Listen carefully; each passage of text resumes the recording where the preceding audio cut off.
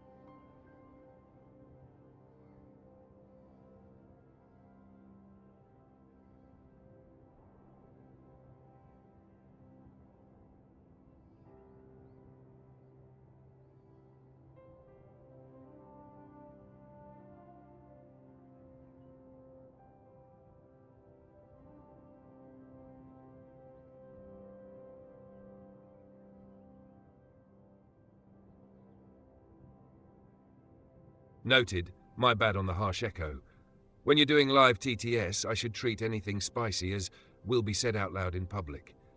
I'll keep the roast energy but switch to PG-13 dev snark so you don't accidentally broadcast a sailor AI. Here's a next bit of chat that keeps your vibe, plus the design answer you were circling around.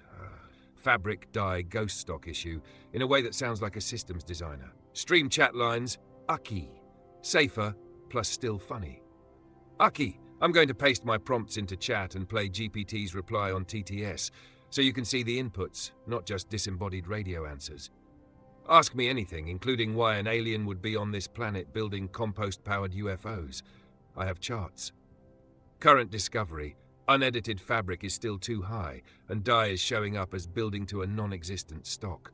That's a design smell. But I love the idea that in the mythic continent of Africa, you occasionally meet a subsistence guy dressed in absolute Western finery.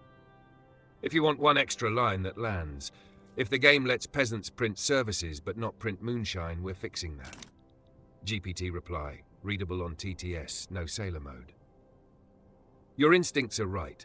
The moment subsistence outputs an intermediate good that has no early consumer, you get ghost production. The good exists, price bottoms out, and it doesn't express as lived reality. So for early subsistence, the clean rule is, base subsistence outputs should mostly be direct pop consumption basics. Food, fuel-ish, a little cloth fiber, maybe a trickle of alcohol if you want it. Intermediate inputs, like dye, should appear only when there is a reason for them to exist, i.e. you already have or can plausibly have consumption processing in market. That means, if your Ashanti start has no textile clothes chain consuming dye, then dye output doesn't represent local color, it represents warehouse fantasy. Then hit your finery line as a design solution. If you want the impeccably dressed subsistence man vibe, represent it as tiny clothes, tiny luxury clothes from workshops, not raw dye. In other words, don't spawn the ingredient, spawn the result. Practical mod note, what to change next without redoing everything. 1. Remove dye from the base subsistence farm. Dye belongs more naturally in orchards, plantations, indigo, etc., and or only in a craft PM. Putting it in base farm guarantees early zero-buy orders situations in small markets. 2. Fabric is high because it scales insanely. Even a small 0.2 fabric value becomes huge because subsistence employment is massive. So your observation is correct. Fabric needs to be tiny or move to a workshop PM. If you want a simple principle, base farm, low fabric, workshop PM, clothes, maybe tiny luxury clothes, that produces the finery guy without flooding fabric. 3. Liquor. Treat it as social destabilizer slider. Cheap liquor tends to explode so well early and makes the economy feel like it's floating. If you want moonshine realism without market breakage, keep liquor output much smaller than your first pass and let demand pull actual liquor industry into existence later. One-liner you can use live explains it to viewers. If a good isn't consumed by pops or a building chain, it shouldn't appear in base subsistence. Otherwise, we're generating spreadsheet artifacts, not lived economy. If you paste your current subsistence farm block, the exact attempt 2 as it sits now, I'll give you a minimal edit that fixes the worst offenders, fabric, dyes, liquor, while keeping your subsistence is undervalued philosophy intact.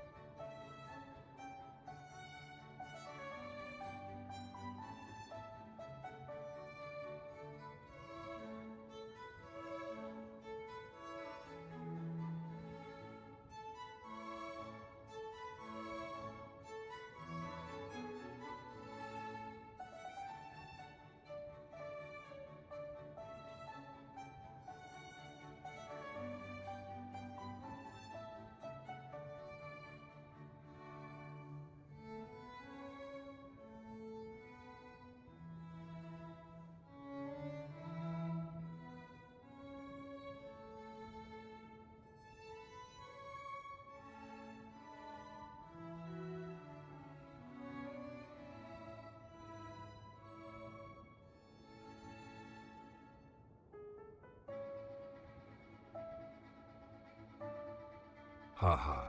That colonization screenshot is exactly the symptom you wanted. Seeing Pt1 96, 2086, 29 and 88 days in 1836 means you successfully kicked the game out of Paint Africa by lunch mode and into this is a decade-scale project unless you stack the right stuff. That's a real fix, not placebo. What your subsistence farm edit is doing, and why it's spiky. Your building tooltip shows per level. Grain plus 1.40, liquor plus 0.4, fabric plus 0.2, clothes 0.25, furniture plus 5, meat 0.20, plus dye plus 5, coal plus 0.2, fertilizer plus 0.02, tools 0.01, services 0.1, sugar plus 0.01, and you have 119 levels of subsistence farms. So even tiny numbers become a whole shadow economy. Big catch, you also have plus 3.0 subsistence output active. Serfdom, corvée-style modifiers. If that acts like a multiplier often does, your tiny craft output becomes a serfdom-powered industrial cosplay. Fast tuning suggestions so it feels like local life, not free factory. If your goal is peasants can cover themselves but don't become an export megacorp, kill dye on the base method. Goods output dye add equals 0. Dye is an intermediate that tends to create weird stock with no path behavior unless you also create a real consumer chain. If you want the vibe of dyed clothing, bake it in by increasing clothes a hair, not by producing raw dye. Reduce liquor hard, from 0.45 to 0.10 per level. Let moonshine exist, but don't let it become the national export sector. Reduce fabric, a 0.20 per 0.05, 0.10. Fabric explodes because it's high demand and your subsistence levels are huge. Services, honestly 0.1, 0.00, 0.02. Farms shouldn't be producing services like they're a town centre. Coal, I'd set coal to 0 on subsistence farms. If that line is charcoal in disguise, you already added charcoal elsewhere, timber mills. Coal being farm output will distort industrial constraints later. Tools, keep 0.05, 0.1, but ideally move it to the home workshop's PM, so it only exists when that PM is active. Meat fertilizer, keep small, meat 0.5 to 0.1 m, fertilizer 0.005 to 0.01. You want livestock ranches and fertilizer plants to matter. Quick rule of thumb for does this break the economy? Pick one good at a time and ask, should subsistence create a market surplus of this good? If no, it either goes to 0, dye, coal, services, or becomes so small it mostly self-soaks, liquor, fabric, tools. Do I have to restart the whole campaign? Usually, you must restart the game client for common, defines changes to be reliably loaded. You do not necessarily need a new save. You can often save, exit, tweak, relaunch, load, and the new production method numbers apply. Answer to your earlier base PM only question. If you only edit one production method, you only affect runs using that PM. In Vic 3, PMs in the same group are mutually exclusive. Switching can drop your added outputs. PMs in different groups stack. So, editing only default building subsistence farm is fine for a first test, but if later laws PM switches replace it, your changes vanish unless you also edit the alternatives. And yeah, your YouTube framing is working. The mechanic study portfolio Magna Mundi versus Ferengi toy ship pitch is strong. The only thing I'd add is one sentence like, numbers are first pass, I'm tuning live based on market behavior and AI weirdness. Because it preemptively disarms the actually crowd while keeping the vibe. If you paste your next iteration of the subsistence farm block post-tuning, I can give you a tight target set of values that keeps self-sufficiency without accidentally creating serfdom Amazon Prime.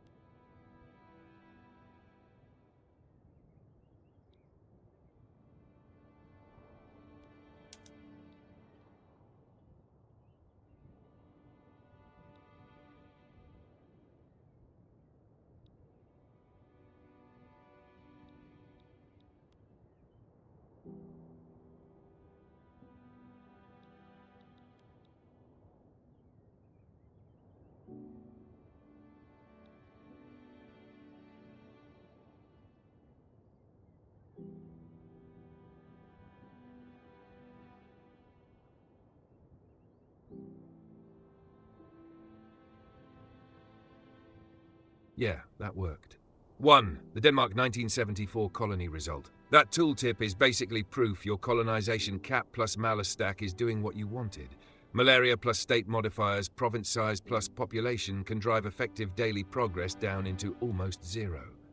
In your screenshot, it's base colonial growth, 0.5%, 90% from the colony/state, minus 90% from malaria, 0.3, 16 provinces, 10 0.1, 2.08 population factor. So Denmark isn't slow, it's trying to colonize through a rounding error, hence the comedy date. Design call, do you want without quinine, you literally can't do this. Centuries. Or without quinine, it's 20 to 80 years and painful. If you want it playable for AI histories, add one safety valve. Clamp a minimum effective daily progress so it never hits 0.0% per day. Or cap stacked penalties, e.g. malaria can't push beyond X, colony penalty can't stack with malaria past Y, or make deep malaria require an unlock quinine/hospitals to even start. Right now, it's gloriously illustrative, but you may get AI nations staking colonies they will never finish. Numshub 2, why your subsistence numbers look too high. That second screenshot, subsistence farm goods per level, is the real clue. You're seeing outputs after subsistence output bonuses, law PMs, etc. So even if you set something low in the base PM, it can get amplified into, wait, why does every peasant run a distillery? That's why your instinct is correct. Services, liquor, dye become the loud outliers fast. Now 3, the clean fix for dyes, booze, free wealth, and it will probably help your literacy rocket too. Right now your subsistence farm is creating value out of thin air, extra liquor, clothes, furniture, etc. That can spike wealth, SOL, education access, literacy, even if you never built schools. The elegant approach is move crafted stuff to home workshops and make it conversion, not creation. Example pattern, base subsistence farm, grain, fabric, wood, a little meat, maybe tiny sugar. Home workshops, clothes, furniture, liquor outputs, but add matching inputs, grain, sugar, wood, fabric, so peasants are transforming their own production, not printing money. Dye. Don't output raw dye unless you also have a consumption sink. Instead, either remove dye entirely, or represent dye inside clothes by slightly boosting clothes output, or make dye an input to the clothes output, so it never becomes a market surplus. This also matches your Manor Lord Ostriv vibe perfectly. Cottage industry exists, but it's not a global commodity fire hose. Now 4, my take on where you are now. You're already at strong 7, weak 8, just from charcoal realism, subsistence diversification, even if unbalanced, colonization no longer being a paint tool bug. And the Denmark 1974 screenshot is portfolio gold because it visually proves I changed a system, and now the game tells a different story.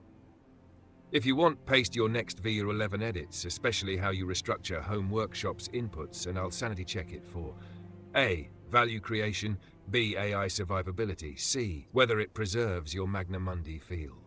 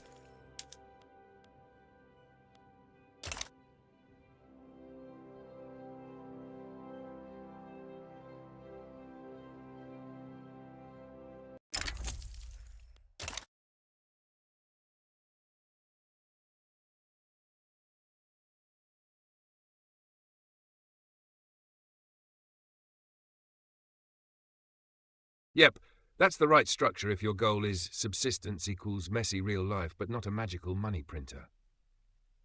The core pattern, what you described, is solid. Base subsistence PM. Outputs the always there stuff, plus a tiny amount of could exist as a tradable intermediate, dye fertilizer. Home workshops. Consumes those intermediates, and/or consumes grain, sugar, wood, fabric, and turns them into higher-tier household goods, clothes, furniture, liquor, maybe a trace of luxury clothes. That gives you exactly what you want. Without workshops, manor lord plus village survival economy. With workshops, organised cottage industry. With real factories, industrial-scale architecture specialisation. 2 practical warnings, so you don't accidentally reinvent free wealth. 1. Per-level numbers explode because subsistence levels are huge. Your screenshot shows 119 subsistence farm levels. So even 0.10 per level is 11.9 total. That's not tiny. A clean way to tune is, open quote, target total supply for good, subsistence levels equals per level out, close quote. So your sugar example, that's demand 25, current supply 1. If you want subsistence to cover most of that early, 25 below 119, the 0.21 sugar per level. So yeah, you're not crazy. Sugar needs a big per level compared to your current 0.01. 2. Dye as a raw good should be net zero-ish. If base farms output dye and workshops consume dye at the same rate, you prevent infinite dye stock while still letting dye exist as a thing. Your liquor plus sugar instinct is correct. Liquor, if subsistence covers 75% of demand, it's not automatically wrong. What is wrong is when liquor is also profit positive enough to spike SOL and cause the literacy rocket. Moving most liquor to workshops with inputs will dampen that. Sugar, if demand is 25 and supply is 1, someone is growing sugarcane, beets, honey, maple, date syrup equivalents, so increasing sugar at base or as a workshop conversion output is totally reasonable. Implementation suggestion, simple, stable. Use this as your design intent. Base subsistence farm outputs, grain, wood, fabric, meat, keep modest. Sugar, raise hard. Services, keep very low or near zero. Dye, fertilizer, tiny optional. Home workshops. PM, inputs, dye plus sugar plus grain and maybe wood fabric.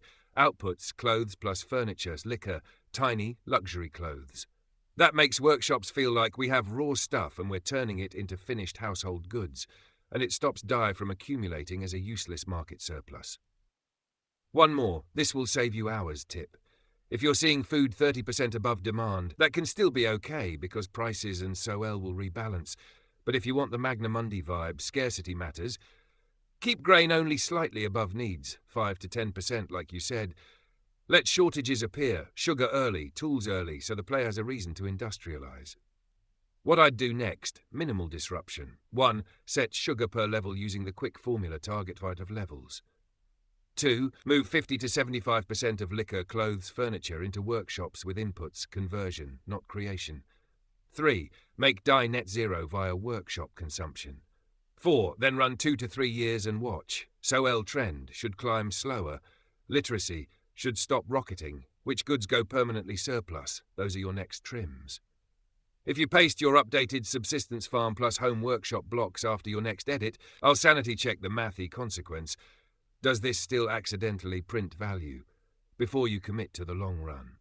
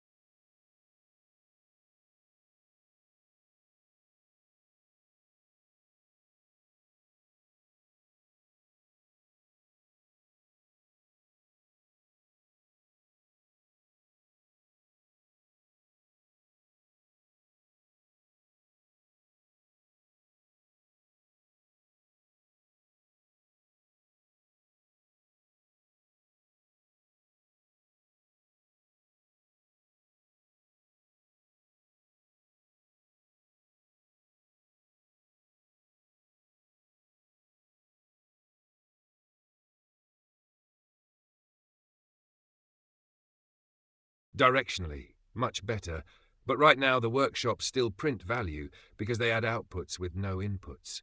That's the main thing that will keep pushing SOL literacy weirdly and make prices go goofy. Quick sanity check using your earlier Ashanti screenshot, 119 subsistence levels. If the tooltip math is behaving like before, per level, base farm per level total, grain 0.85 101, fabric 0.224, wood 0.3, 36, services 6, liquor 0.10, sugar 0.10 and 12, meat 0.2, 24, dye 0.5, 6, fertilizer 0.253, tools 0.01, 1.2, coal 0.015, 1.8. Workshop ads per level, total. Clothes 0.2, 20 furniture 0.2, 24, liquor 0.2, luxury clothes 0.01, 1.2, luxury furniture 0.01, 1.2. So you're still going to see liquor very high, base TWI 12 plus workshop 24 equals 36 total. Fabric, clothes, furniture high for a peasant economy. Dye surplus unless something consumes it. What I'd change, minimal edits, keeps your design intent. 1. Make workshops a converter. Add inputs. In the workshop PM, add inputs like goods input dye add to soak up your base dye, goods input sugar add and or goods input grain add to justify liquor plus luxury, optionally goods input fabric add or goods input wood add to justify clothes, furniture. That makes home workshops feel like cottage industry rather than free factories. Hash 2. Rebalance the booze split. If you want the vibe, moonshine exists everywhere, but not industrial scale. Do base liquor lower, e.g. 0.04, workshop liquor moderate, e.g. 0.08.12, with grain sugar inputs. Right now you've got 0.1 to 0.20, which is basically everyone is a distillery. 3. Sugar.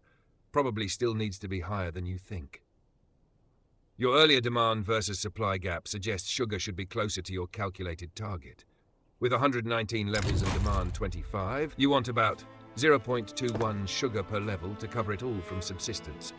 If you want half covered by subsistence, 0.10 per level, which is exactly what you set. So your current 0.10 is consistent with still a sugar shortage that invites plantations.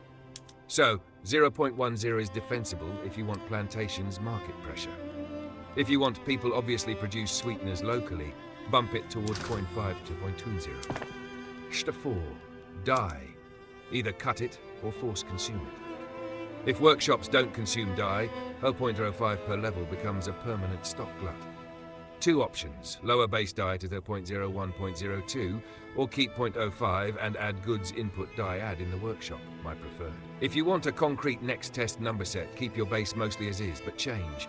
Base liquor 0.1, 0.03, workshop liquor 0.2D, 0.0. Add inputs in workshop. Dye plus grain sugar, small. That alone will tell you fast whether your subsistence workshops model behaves like an economy instead of a printer. If you paste one tooltip after these edits, the goods production per level list, I'll sanity check whether the totals are now in the plausibly scarce, still alive band.